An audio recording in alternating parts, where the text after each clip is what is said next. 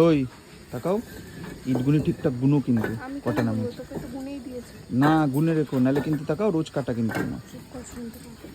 আজকে আমাদের বাড়িতে ইট পড়ছে, মেন দায়িত্বে আমার রয়েছে আমার বউ। বউরাই তো বাড়িতে দায়িত্ব থাকে। হ্যাঁ দায়িত্বে থাকে, কিন্তু টাকা দিয়ে খালাস হয়ে যাবে, তার বাদ বাকিটা তো আমাকেই বুঝে নিতে হবে। ইটগুলো গুনে নিয়েছো তো? হ্যাঁ, আমি কিন্তু তোমাকে যে হিসাব নেবো কিন্তু। এখানে 2000 ইট আছে বলেছে। বললে হবে না, তুমি হিসাব করো।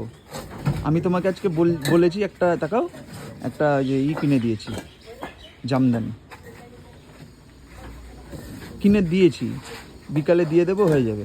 না, এটা আমি বলেছি। দাও, আমি সব একটা একটা করে গুনে দেবো। তুমি আগে গুনবা, তারপরে কাজ শেষের পর আমার বউর সাথে ডিল, আমার বউকে একটা জামদানি দিতে লাগবে কিনে, তাহলেই খুশি, তাই তো? আমাদের বাড়ির কাজ চলছে, ইট না পড়লো আজকে, তারপরে বাদ বাকি সবই দেখতে থাকো। ওইদিকে দেখো পিছনে গর্ত হচ্ছে,